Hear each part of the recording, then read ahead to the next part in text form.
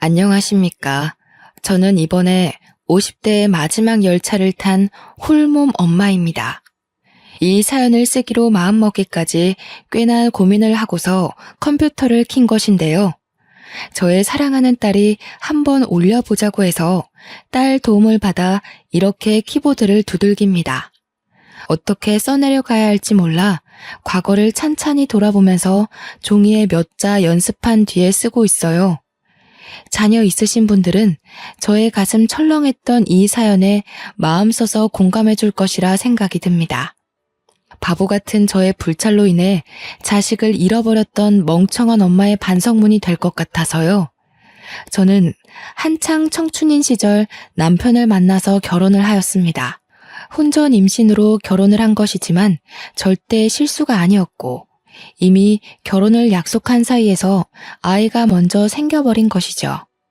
사실 아이를 낳기 전까지만 해도 저희 부부는 남들 해먹고 사는 만큼 평범하게 살았습니다. 남편이 돼지고기 납품 업체 사장으로 있었는데 계약건이 많아서 가정을 꾸리기에 문제없는 형편이었거든요. 그런데 남편의 승승장구에 배가 아팠던 부하 직원의 나쁜 시기로 남편은 거짓 누명을 썼고 사업은 부도를 맞게 되었죠. 그때는 저희가 이미 결혼을 했을 때였고 아이도 출산일을 앞두고 있는 상황이었습니다. 그런 와중에 사업 부도 때문에 집안에 압류딱지가 붙게 되었어요. 또 작은 아파트를 마련했던 곳에서도 쫓겨나고 말았습니다. 부도라는 일이 마냥 남일 같기만 했는데 제게도 일어날 수 있는 일이라는 걸 그때 실감했네요. 남편도 홀로 자책을 굉장히 많이 했거든요.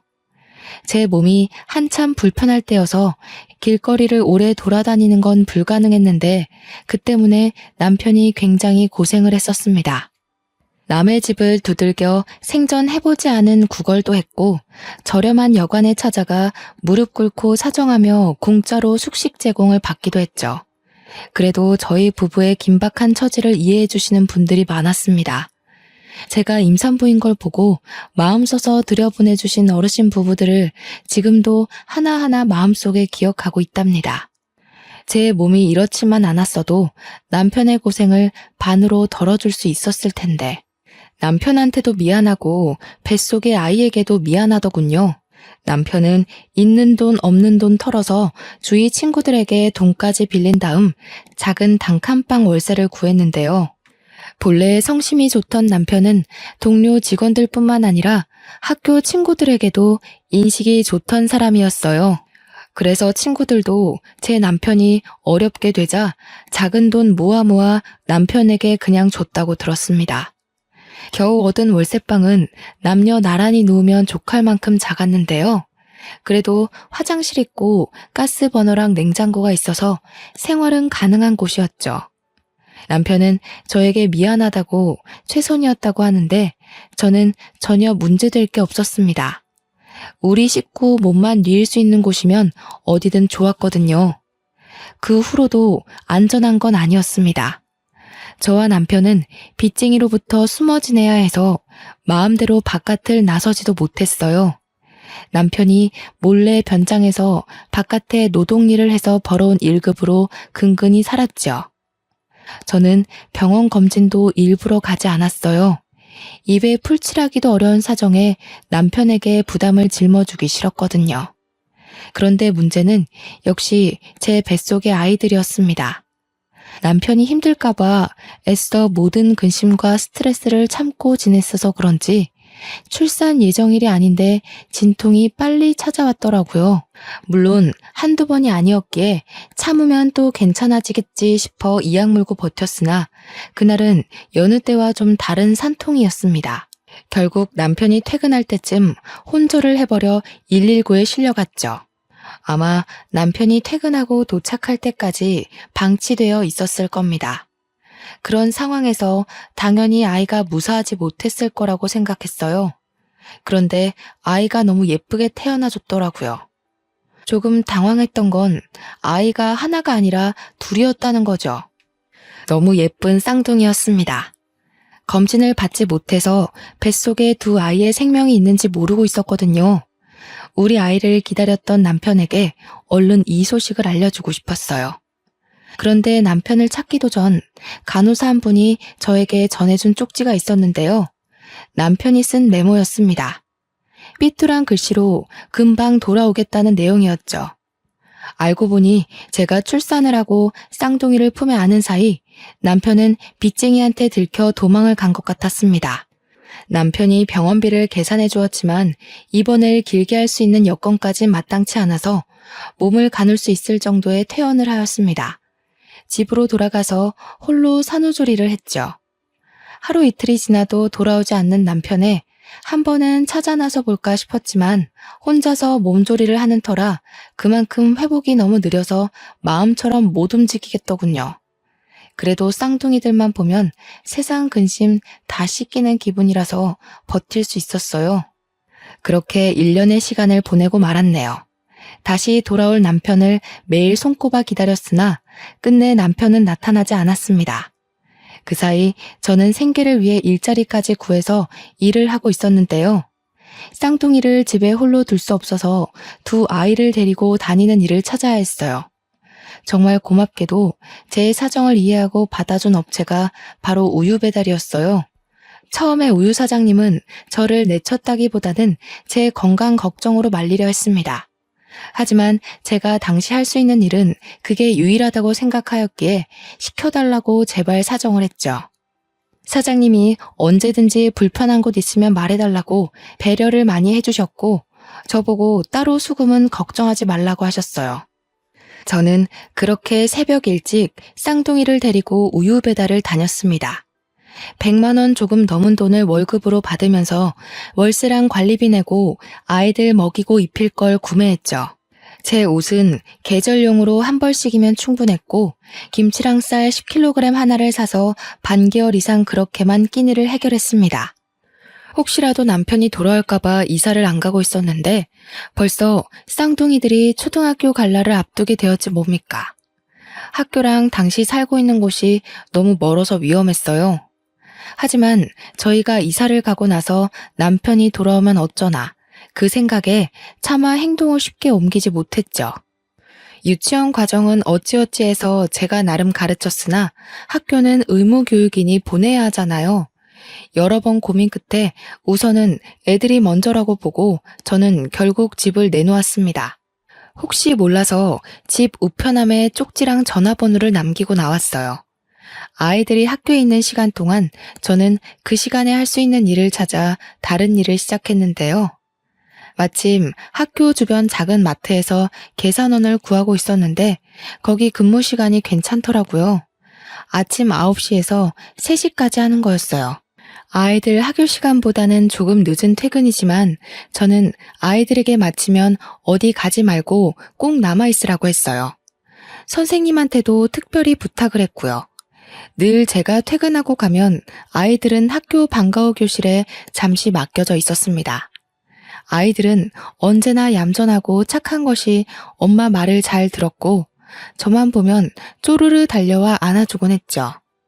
남편이 오기 전까지 혼자 아이들을 잘 키워낼 수 있을까 걱정 많이 했는데 아이들이 도와줘서 나름 제 방식대로 잘 살아가고 있는 중이었어요.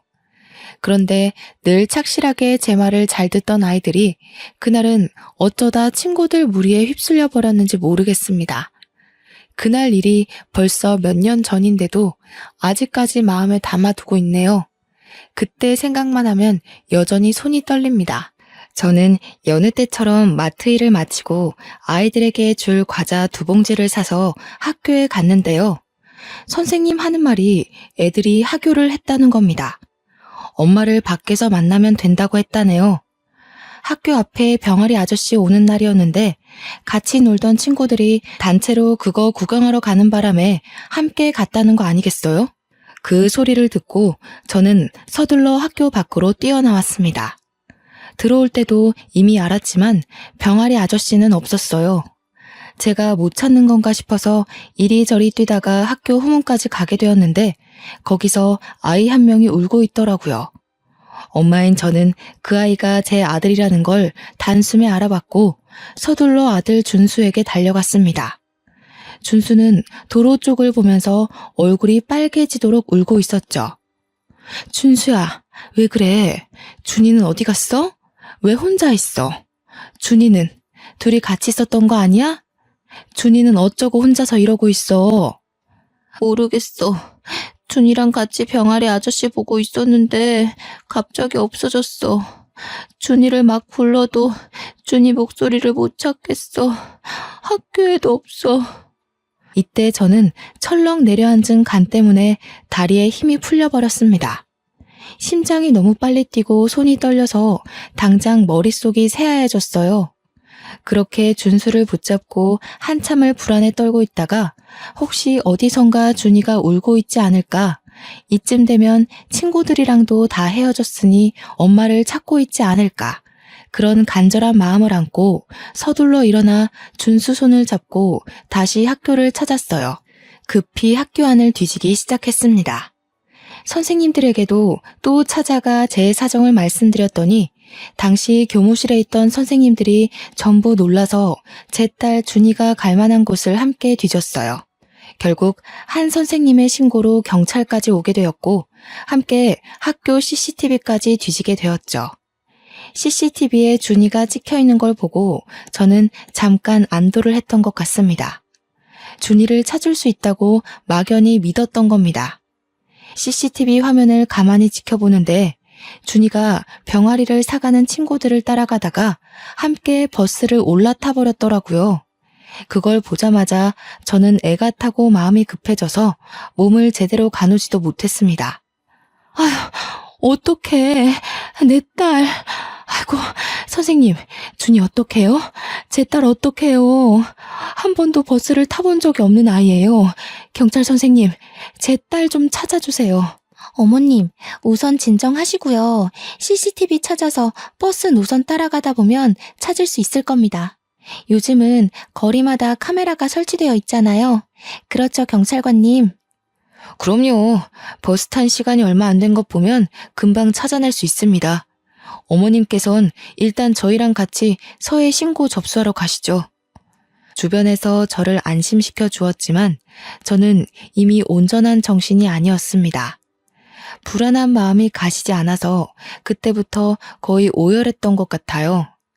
경찰서에 가서 우리 딸을 실종 신고로 접수했고 경찰이 아이를 찾게 되면 연락 주겠다고 해서 일단 준수만 데리고 집에 왔습니다. 아이 하나 없을 뿐인데 집이 텅텅 비어 보이더군요. 준이 생각 때문에 도통 진정이 안 됐어요.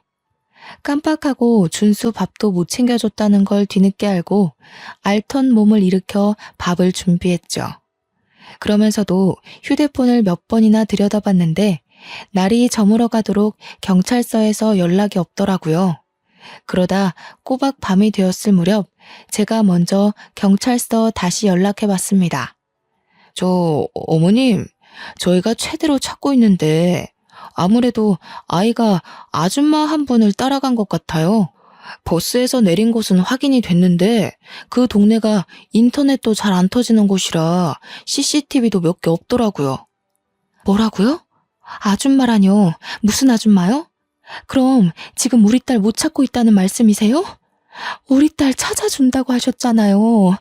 아이고 준이야, 우리 준이 찾을 수 있다면서요, 선생님. 이쯤 되면 미아 신고가 접수돼서 연락이 올 법한데 데려간 사람이 경찰서에 맡기지 않았나 봐요. 저희 쪽에서 방금 아이가 마지막으로 찍혔던 현장으로 출발했거든요. 조금만 더 기다려주세요. 죄송합니다. 저는 준수 밥을 준비하다 말고 그대로 풀썩 주저앉아 버렸습니다. 바닥에 몸을 묻고 목이 매도록 울었죠. 제가 우니까 준수도 겁에 질려서 같이 울었는데 엄마가 돼서 아들 불안을 진정시켜주지는 못할 망정 오히려 제 아들을 부둥켜 안으며 준이 이름만 여러 차례 불렀네요. 아이고 준수야, 우리 준이 어떡하니? 준수야, 네 동생 어떡해? 준이야, 제발 무사해줘. 제발 엄마한테 무사히 돌아와야 돼. 그렇게 저는 이틀이 지나도 준이를 만날 수가 없었고 경찰한테서는 최대한 찾고 있다는 소리만 반복해서 들었습니다. 준이를 못 본 지 일주일 지나서는 전국적으로 실종 신고가 전달되었고요. 한 달이 지나서는 제가 나서서 실종 미아 전단지를 만들어 붙이고 다녔죠. 선생님들도 이 사실을 알고 나서 많이 안타까워했습니다. 제가 학교 주변에 보이면 함께 전단지 나누는 걸 도와주기도 했어요. 이건 나중에 알게 된 사실인데 제 아이들을 그냥 하교시켜버린 선생님이 죄책감을 견디지 못하고 학교를 그만뒀다고 하더군요. 선생님을 탓할 생각은 없었는데 안 좋은 소식이 들리니 마음이 배로 안 좋았어요. 우리 준이는 준수보다 5분 늦게 태어났는데 고작 5분 차이라도 준수보다 많이 동생이었습니다. 오빠보다 학습 능력이나 적응 능력이 떨어져서 늘상 오빠 손잡고 다니는 걸 좋아했고요. 오빠한테 공부 배우고 오빠랑 놀면서 이것저것 많이 터득하는 걸 참 좋아했어요. 제가 가르쳐주지 않아도 준수가 알아서 준이를 잘 챙겼죠. 그게 저의 가장 큰 불찰이었던 거예요. 저는 오빠인 준수만 집 주소를 알고 있으면 된다고 생각했습니다. 준수에게는 제 전화번호, 집 주소 이런 걸 가르쳐줬는데 준이는 그걸 배우지 못했거든요. 준이가 아는 건 자기 이름이랑 학교뿐이었습니다. 그래서 제가 더 이렇게 애가 타는 겁니다. 너무 후회가 되고 다 제 잘못이라서 원망할 곳이 없었으니까요. 저는 일단 최대한 학교 가까이서 일을 해야 했어요. 마트 일도 학교 근처라 가까웠지만 그것보다 더 가깝기를 원했죠. 아이들이 정문을 들락날락하는 게 보일 만큼이요. 그나마 그러한 곳이 문방구 일이었는데 거긴 개인이 자리내서 하는 거라 딱히 알바를 쓰지 않더군요. 그렇게 생각해낸 게 작은 포차를 하는 거였습니다. 처음에는 붕어빵을 할까 하다가 준이가 국화빵을 좋아했던 게 생각이 나 국화빵으로 장사를 시작했어요. 장사하다가 한 번씩 제 딸의 모습과 비슷한 아이를 발견하면 미친 듯이 달려가 확인하는 짓을 며칠간 반복했습니다. 그러다 1년 뒤에 그토록 기다렸던 경찰한테서 연락이 왔는데요. 어머님, 김창진 씨가 남편분 되시죠? 신원 확인이 필요해서 경찰서에 방문해 주셔야 될 것 같습니다. 김창진 씨가 맞다면 애석하게도 사망한 채로 발견이 되셨거든요. 기다렸던 준이의 연락은 아니었지만 남편의 사망 소식은 저를 또 한 번 무너지게 하는 일이었어요. 남편은 끝내 식구 곁을 돌아오지 못했고 산중 어딘가에서 등산하던 사람의 신고로 유골로 발견이 되었다고 해요. 착하게 살아온 제 남편, 도망치고 도망치다가 그런 험한 꼴로 외롭게 죽었다고 생각하니 너무 가슴이 미어졌습니다. 토끼 같은 새끼들 얼굴 한번 보려고 제 출산일을 그토록 기다렸던 사람인데 끝내 아이들을 보지도 못하고 눈을 감았다니 이렇게 불쌍한 처지가 또 어디 있단 말입니까? 저는 어린 아들과 둘이 조촐하게 남편의 장례를 치르고 남편을 납골당에 안치했습니다. 문득 그런 생각이 들더군요. 돌아오지 못하고 사망으로 소식을 알린 남편처럼 제 딸도 그렇게 돌아올까봐 너무 무서웠어요. 그동안은 아니라고 내 딸 분명 살아있을 거라고 굳게 믿고 지냈는데 남편의 부고 때문에 너무 크게 흔들린 거죠. 매일 밤 자기 전에 하늘에 있는 남편에게 빌었어요. 우리 어린 딸 준이 당신이 좀 지켜달라고. 당신이 있는 곳에서 우리 준이가 보인다면 제발 좀 지켜달라고 수없이 기도했죠. 야속하게도 사건은 해결되지 못한 채 세월만 계속 흘렀고 실망과 좌절만 갈수록 커졌습니다. 그 사이 준수가 벌써 초등학교를 졸업하는 지경까지 왔는데요. 준수의 교복을 맞추고 집으로 돌아온 그날 밤, 저는 마지막까지 붙잡고 버텼던 동아줄을 놓고서 눈물을 터뜨리고 말았습니다. 아들 걱정해서 평소에는 몰래 울음을 삼켰는데 옷장에 걸려있는 아들 교복을 보니 더는 못 참겠더라고요. 우리 준이도 교복을 맞춰야 할 나이가 되었는데 미안하다 준수야. 엄마가 우리 아들 생각해서라도 힘을 내야 하는데 도무지 네 동생 걱정으로 하루하루가 죽을 만큼 힘들구나. 도대체 준이는 어디에 있는 걸까? 엄마, 나 이제 이만큼 컸으니까 꼭 경찰이 되려고 노력할 거야. 그래서 내가 준이 찾아줄게. 그러니까 울지 마. 엄마가 울면 준이도 많이 속상할 거야. 고작 14살인 아들인데 얼마나 속이 깊던지. 제가 참지 못하고 다시 눈물을 흘리는 걸 아들이 안아주면서 자기만 믿으라고 계속 저를 달래주었습니다. 아들 앞에서 참 면목이 없었으나 그게 그렇게 의지가 되더라고요. 그날 후로 저는 제가 준수에게 너무 소홀했구나 싶어 더더욱 악착같이 살기로 마음먹었습니다. 준이도 아직 생사에 대한 연락이 없는 것 보면 분명 살아있을 거라고 믿기로 했죠. 그렇게 준수가 대학을 가게 되고 준이에게 해줄 몫까지 보태어 준수를 뒷바라지를 해왔습니다. 준수는 저한테 경찰이 될 거라고 포부를 밝힌 순간부터 단 한 번도 장래의 희망을 바꾼 적이 없었는데요. 정말로 번듯한 경찰 공무원이 된 거 있죠? 저는 아들이 얼마나 열심히 공부하고 노력했는지 지켜봐서 알고 있어요. 첫 시험에서 바로 합격했는데 그동안의 노력이 빛을 발한 것 같아 그게 너무 자랑스럽다가도 어린 나이부터 저 때문에 원하는 꿈 한 번 꿔보지 못하고 경찰만 바라보고 달려온 건 아닌가 하는 생각에 오랜만에 눈물을 보여버렸네요. 고맙다, 준수야. 엄마가 신경을 많이 못 써줬는데 이렇게 잘 커줘서 너무 고마워. 그리고 미안해. 엄마가 너한테까지 마음의 짐을 짊어준 것 같아. 그게 너무 미안해서 어쩌니? 그런 말 하지 마. 준이는 나한테도 동생이잖아. 내가 준이 손만 잘 잡고 있었어도 이렇게 되진 않았을 텐데. 내 잘못이 커. 무슨 일이 있어도 내 동생 내가 꼭 찾을 거야. 아휴, 이 착한 것. 좋은 집에서 좋은 부모 만나 자랐으면 이 고생 안 해도 되었을 텐데. 엄마라는 사람이 너무 못난 모습만 보여줬네. 그래도 정말 멋있게 커줬다, 우리 아들. 참 장해. 그만 자취해도 된다는 제 말에도 준수는 끝까지 저와 같이 사는 걸 고집했습니다. 출근 거리가 멀어서 피곤할 텐데도 괜찮다고만 하네요. 그래도 아들이 멋진 경찰이 되는 덕분에 저는 본래 살던 집 주변으로 조금 더 큰 전셋방을 얻을 수 있었어요. 이 동네를 완전 떠날 수 없었던 건 순전히 우리 딸 때문이었죠. 혹시라도 우리 딸이 이 동네를 기억해서 찾아올 수도 있잖아요. 그렇게 준수가 경찰이 되고 1년 차가 지났을 무렵 준수가 저한테 몸 생각하라고 부탁을 하는 바람에 장사를 접고 한동안 집에서 쉬게 되었어요. 무료하게 집에만 박혀 있으면 또 늘어질 수 있으니 제게 요리학원을 또 등록해 주더라고요. 언제 한번 아들한테 결혼하기 전에 요리하는 걸 좋아했었다고 우스갯소리로 한번 말한 적이 있는데 아들이 그걸 기억하고 서프라이즈로 수강을 신청해 준 거 아니겠습니까? 솔직히 학원에서 요리 수업 받을 때만큼은 정말 하나도 잡생각이 안 나는 거 있죠? 다른 사람 인생살이도 들을 수 있었고 제 사정에 위안도 많이 받았어요. 서로 좋은 말도 많이 주고받는데 사람들과 어울려 지내서 그런지 우울감도 걷어지는 느낌이었죠.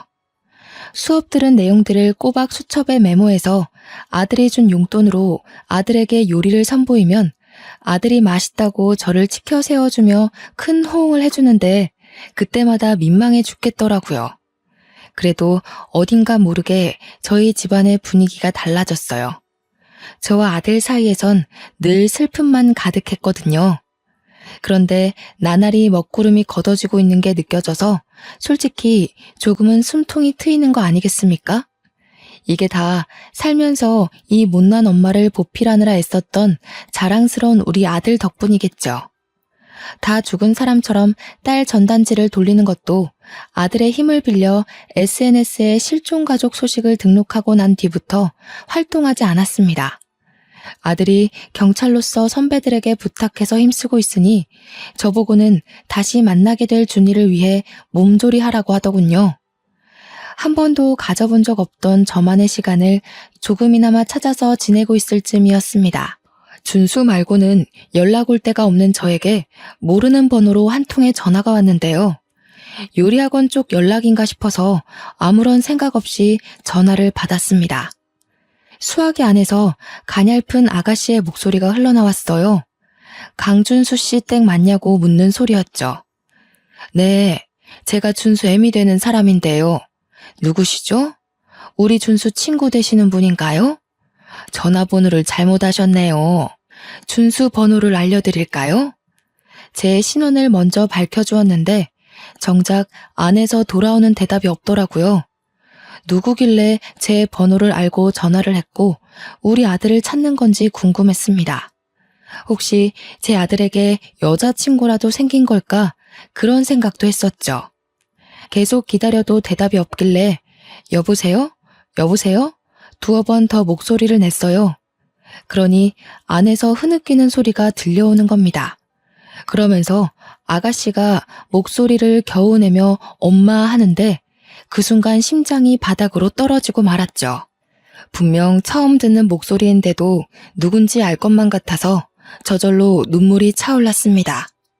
휴대전화를 잡은 손이 떨리기 시작하더니 딸을 처음 잃어버렸을 때처럼 머릿속이 새하얘졌어요. 내가 생각하고 있는 게 맞나? 내 딸이 맞나?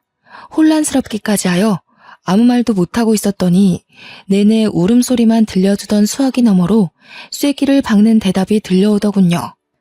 엄마, 나 준이에요. 준수 오빠 동생 강준이요. 죄송해요, 엄마. 보고 싶었어요. 너무 보고 싶어요.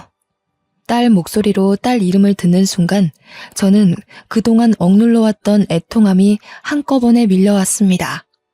목구멍 밖으로 울음이 터져나와 버린 것이죠. 지금 뭐라고 그랬어요? 강준이요? 내 딸이요? 장난치는 거 아니죠? 어머나, 정말로 준이가 맞는 거니? 너 정말 내 딸 준이야? 내 딸이 정말로 살아있었던 거니? 지금 너 어디야? 엄마가 그리로 갈게, 응? 숨이 막힐 것처럼 괴로웠고 비통함이 넘쳐 흘렀지만 당장 딸을 만나야겠다는 생각밖엔 안 들더라고요. 제 눈으로 얼굴을 확인해야 할 것 같아서 수화기를 붙잡고 어디냐고 그렇게 울며 불며 물었어요. 딸도 많이 울고 있는지 목소리가 많이 떨렸는데 그러면서 하는 말이 자신이 다녔던 초등학교에 있다는 겁니다. 저는 전화를 끊자마자 신발도 못 신고서 허겁지겁 달려나갔습니다. 학교랑 5분밖에 걸리지 않는 거리를 맨발로 미친 듯이 뛰었어요. 도로에 차가 오는지도 못 보고 그냥 무작정 달려서 운동장으로 뛰어 들어갔는데요. 그때 막 학교 건물 쪽에서 나오는 아가씨 한 명을 보았습니다. 겉모습이 못 알아볼 정도로 너무 달라져 그냥 지나쳤다면 모르고 넘어갈 수 있어요. 그러나 얼굴이 붉어져서 울면서 걸어오는 아가씨의 모습이 영락없는 제 딸인 겁니다. 우리 준수랑 똑 닮아서는 준수보다 선이 곱고 작은 게 딱 우리 딸이었다고요. 저는 엄마니까 제 새끼를 한눈에 알아볼 수 있단 말이에요. 틀림없이 제 딸이었어요. 제 딸. 혼절할 것처럼 몸의 중심이 흔들렸음에도 저는 딸을 발견하자마자 준이야! 목 놓아 소리쳤습니다. 과연 제가 죽기 전에 우리 딸 얼굴을 보면서 따뜻하게 이름 불러줄 날이 올까 염려 많이 했거든요. 그래서 그동안에 한을 담아 준이를 몇 번이나 더 외쳤어요. 금세 가까워진 딸은 몸만 자랐지 얼굴은 마지막으로 봤을 때와 똑같더라고요. 너무 보고 싶었다고 아이처럼 안기는 준이를 꽉 보듬어주며 그 자리에서 얼마나 울었는지 모릅니다. 몇 번이고 딸 얼굴을 다시 확인하면서 이게 꿈인지 생시인지 정신 차려가면서 부둥켜 안고 오열하기만 했어요. 대체 이게 어떻게 된 거야? 도대체 어딜 갔었던 거야? 엄마랑 준수가 얼마나 걱정했는지 알아? 살아있다고 믿어야지. 내 딸 안 죽었다고 믿어야지 하면서도 몇 번을 무너져 내렸는데. 고맙다, 준이야. 이렇게 살아있어줘서 너무 고마워. 엄마가 우리 딸 빨리 못 찾아줘서 미안해. 그땐 제가 완전 정신을 놓았다고 봐야 했어요. 딸을 꼭 붙들고 절절하게 부르짖으며 아이를 야단치다가도 금세 고맙다고 다행이라고 안아주기를 반복하며 정신사납게 행동했죠. 성인이 돼서 엄마를 찾고 싶었는데 엄마 이름을 모르겠더라고요. 전화번호도 모르고 살던 곳도 잘 기억이 안 나서 더 오래 걸렸어요. 그나마 내가 기억나는 게 학교라서 이 학교를 몇 번 왔었는데 지난 날이 하나도 기억 안 나는 거예요. 엄마 잘못이야. 내가 준수 하나만 철석같이 믿고 너희 둘이 떨어질 수도 있다는 걸 미처 생각 못했어. 다 엄마 때문이야. 미안하다 딸아. 엄마 탓 아니에요. 제가 오빠 허락 없이 친구들 따라가는 바람에 그렇게 된 거지. 학교에 찾아와도 졸업 앨범은 졸업생이나 학부모 아니면 함부로 못 보여준다 하더라고요. 엄마랑 오빠를 찾으려면 이 학교에 아주 들어오는 방법밖엔 없었어요. 그래서 저 지금 여기 학교 교생으로 다니고 있어요. 자기 오빠 이름과 초등학교만 알고 있었던 딸은 이 학교를 졸업한 준수 앨범을 찾아서 제 전화번호를 발견했다고 했습니다. 딸도 딸 나름대로 고생해서 지 친엄마를 찾고자 애를 썼다고 하니 그건 그거대로 또 가슴이 미어지더라고요. 엄마가 지금 꿈을 꾸고 있는 건 아닌가 싶다. 어떻게 내 딸이 꿈에서만 보던 내 딸이 이렇게 살아 돌아왔을까? 세상에 무슨 이런 일이 다 있어. 제가 좀처럼 눈물을 멈추지 못하고 몇 번이나 몸을 휘청이자 딸이 저를 데리고 가까운 벤치로 향했습니다. 그 자리에서 저와 딸은 한참이나 더 깊은 이야기를 나누었죠. 미처 신발을 못 신고 나온 저를 위해 딸이 자기 신발을 벗어주기까지 했네요. 저는 혹시라도 이 모든 게 환상이라 딸이 사라져버릴까봐 딸 손을 꼭 힘주어 잡고 있었습니다. 여태 딸 얼굴을 확인하고 울부짖느라 정신없어서 정작 딸이 어떻게 살아왔는지 묻지 못했더라고요. 앉아서 해가 다 저물도록 딸 이야기를 들어주었는데요. 그날 버스를 타고 친구들이 각자 집에 다 내려서야 딸은 오빠를 잃어버렸다는 걸 알았다고 했습니다. 그걸 알고서 뒤늦게 아무 정류장에서 내렸다고 했어요. 한참을 오빠와 엄마를 찾으며 울면서 걸었다네요. 해가 다 저물 때까지 목이 터져라 울었는데 주위를 보니 건물이 몇 개 없고 풀이 많았다고 하는 겁니다. 사람 한 명 없는 그곳에서 자기 엄마 같은 아줌마 한 명과 마주쳤는데 아줌마도 울고 있었다고 했습니다. 그 아줌마가 자신을 데려가서 밥을 먹여줬다고 하더라고요. 딸이 말하는 아줌마가 과거에 경찰이 말했던 그 아줌마가 아닐까 싶습니다. 그날 아줌마도 교통사고로 우리 딸과 비슷한 또래의 자식을 잃고 길거리를 거닐며 서럽게 울고 있었다네요. 그러다 제 딸을 발견해서 가여운 마음에 밥을 먹이고 싶어서 자기 집에 데려갔고 제 딸을 돌려보내기 위해 경찰에 신고를 하려고 했는데 하룻밤 재워서 보낼까 싶어 신고를 미뤘대요. 그렇게 하루 이틀 미루면서 자기 딸을 잃은 상실감을 제 딸 키우면서 위안받았다고 했어요. 제 딸을 돌려보내는 게 마치 자기 죽은 딸을 완전히 보내주는 것만 같아서 차마 마음의 준비가 안 되었다고 하는 겁니다. 딸 말로는 그래서 일이 이렇게 되어버렸다고 해요. 그 아줌마가 딸이 좀 자라고 난 후 그동안 잘못을 용서 빌었다고 하대요. 솔직히 화가 나는 게 당연하잖아요. 하지만 저는 이미 20여 년이나 지나버린 세월 동안 그 아줌마에게 분노와 원통함을 다 토해낸 터라 지금은 그저 이렇게 제 딸을 살려놓은 것만으로도 감사할 따름이더군요. 제 처신이 이해 안 되실 수도 있다고 봅니다. 사실상 딸에게 따져서 그 아줌마를 유괴범으로 신고해버릴 수도 있었겠죠. 하지만 이렇게 다시 만난 딸이 너무 귀하고 예쁘게 잘 커줘서 이것만으로 모든 걸 용서할 수 있겠더라고요. 딸도 그랬습니다. 아줌마 정작 착하고 불쌍한 사람이라고 자기를 정말 친딸처럼 아껴주고 늘 옆에 있어줘서 고맙다고 눈물을 보인 사람이라면서요. 우리 딸이 나쁜 어른한테 잡혀가지 않은 게 얼마나 다행입니까?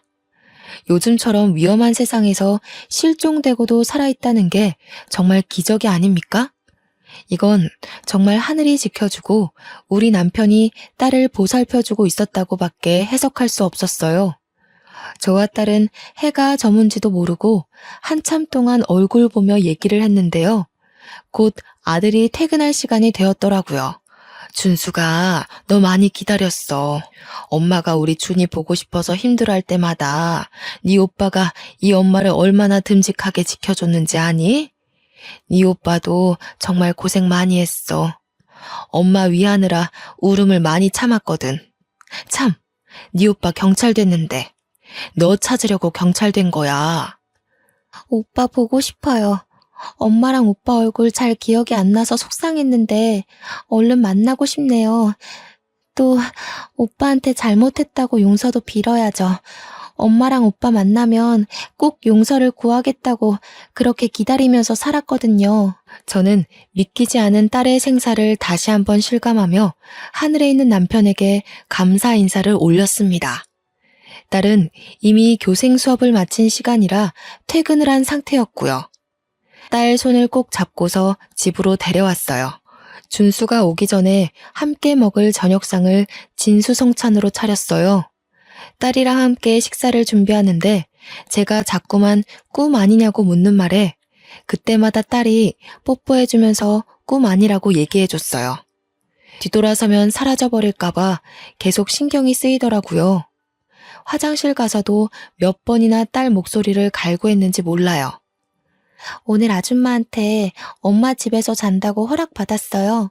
저야말로 엄마 안 사라지게 꼭 붙어 잘 테니까 걱정 마요. 새 식구 먹기엔 과분한 밥상을 차려놓고 나니 아들이 잠시 뒤 퇴근하고 들어오더라고요.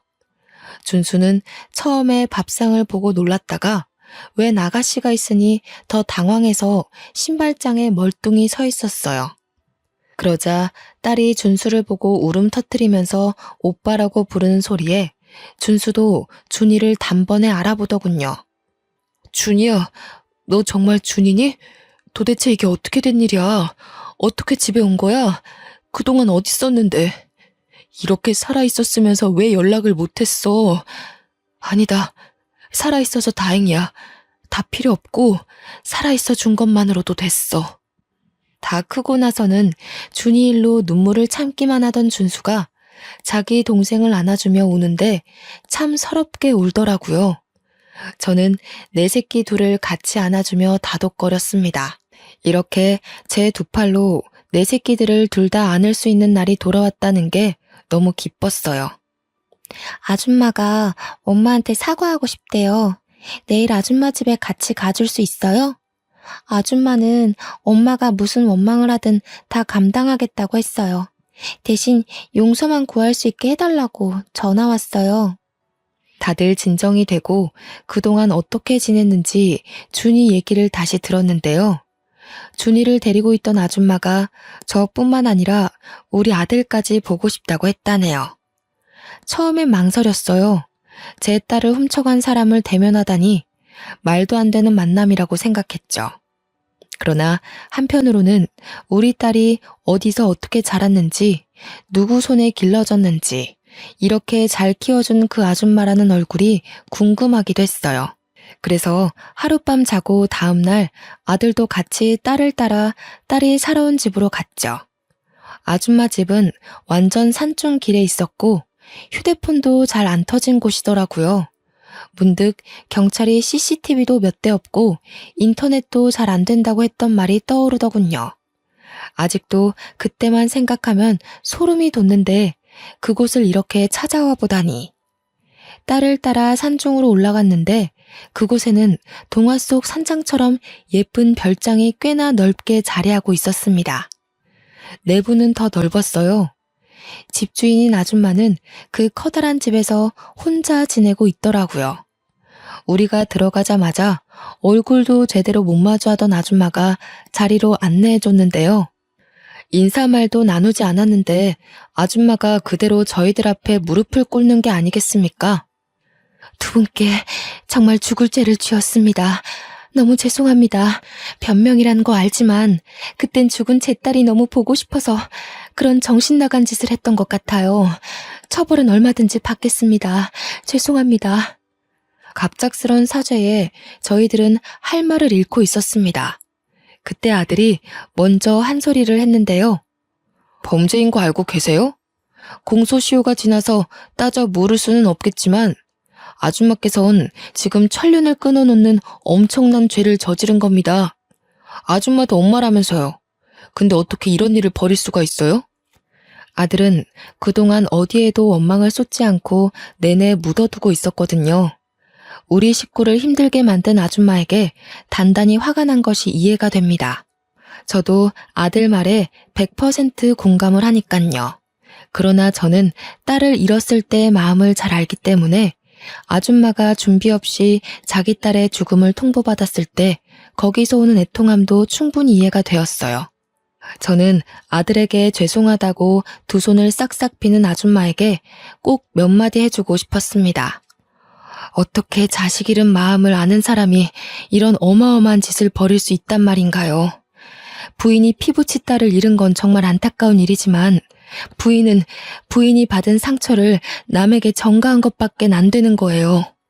아줌마는 제 말에 눈물을 흘리면서 죄송하다는 말만 하고 숨죽여 울더군요. 저는 아줌마와 같이 바닥으로 내려가 자리에 무릎을 꿇었습니다. 그대로 아줌마를 보듬어 안아주었죠. 우리 식구 힘들게 한 건 너무 밉지만 그래도 우리 딸이 무사할 수 있도록 지켜줘서 고마워요. 뭐든 괜찮으니까 내 딸 어딘가에 살아만 있어 달라고 빌고 또 빌었거든요. 다시 제 품으로 돌아올 수 있게 보살펴줘서 고맙습니다. 아줌마는 제 품에서 더 많은 울음을 터뜨리더군요. 그 서러운 울음소리에서 그동안 죄책감으로 얼마나 견뎠을지가 느껴졌습니다. 그렇게 한참을 또 눈물로 시간을 보내고 우리는 전부 그곳에서 식사를 했어요. 아줌마는 바람난 남편에게 버림받고 나와서 아이를 낳고 둘이서 단란하게 지냈다고 하더라고요. 가족이라곤 딸 하나 있었는데 고작 9살 나이에 유치원에서 일어난 사고로 잃는 바람에 혼자가 되었다고 하네요. 그래서 제 딸을 더 친딸처럼 키웠다고 하는데 그럼 이 아줌마는 제가 제 딸을 데려가면 또 혼자라는 거 아닙니까? 이상하게 그게 좀 마음에 걸리더라고요. 그래서 같은 엄마로서 그 절망적인 마음이 이해가 되어 신경 쓰였습니다. 부인, 괜찮으시다면 저희랑 같이 서울 올라가지 않겠습니까? 우리 준이 제가 데려가 버리면 부인께선 또 혼자 이 적적한 곳에 계셔야 하잖아요. 그럼 그동안 준이 덕분에 몰랐던 상실감이 한꺼번에 찾아올 텐데 그걸 어찌 감당하시려고요. 그건 당연히 제가 겪어야 할 벌이라고 생각합니다. 제 딸의 기억이랑 우리 준이와 함께 보낸 추억들 소중하게 품으면서 지내면 충분히 버틸 수 있어요. 사람이 상실감을 느낄수록 타인이랑 몸 부딪혀가며 지내야죠.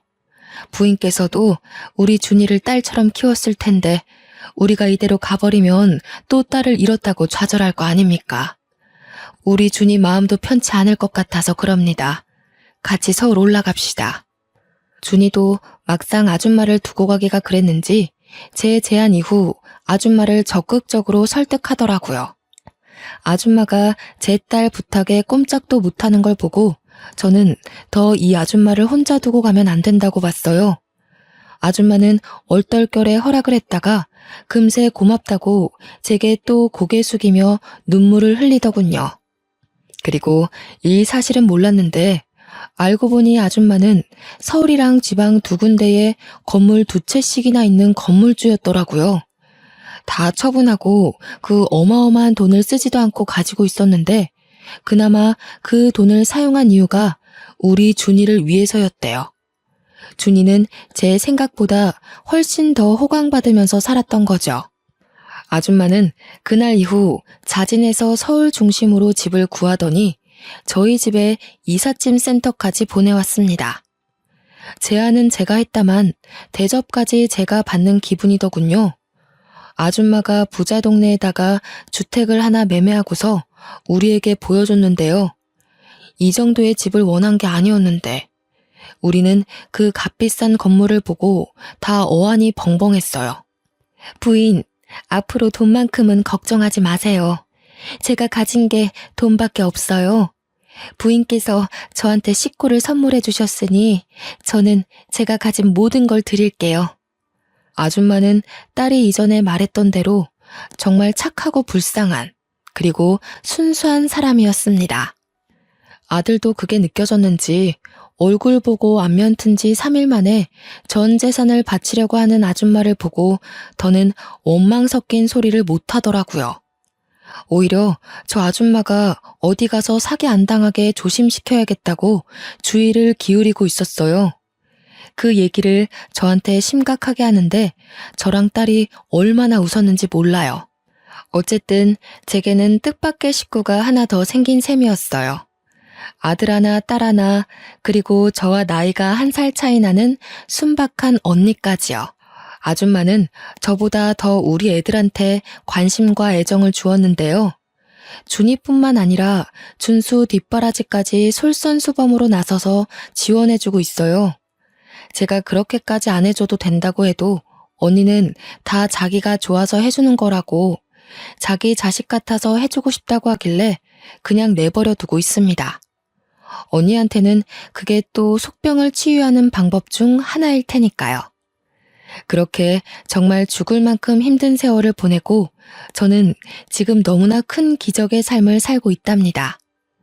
딸은 선생님으로, 아들은 경찰로, 그리고 저와 언니는 여가 생활을 함께 즐기면서 무탈하게 지내고 있어요. 이 행복이 영원하길 바랄 뿐인 마음으로 살고 있죠. 가끔은 그런 생각이 들더라고요. 남편이 저 혼자 고생 많이 했다고 주는 선물 같은 순간이 아닌가 하는 생각이요.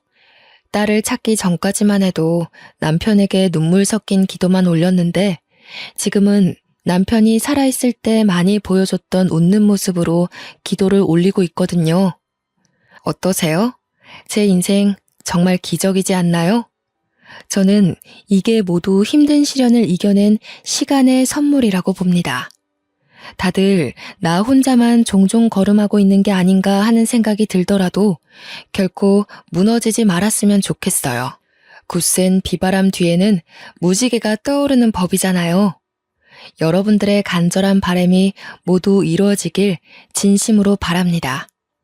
제 사연은 여기서 마무리하겠습니다. 긴 글 감상해 주셔서 고맙습니다.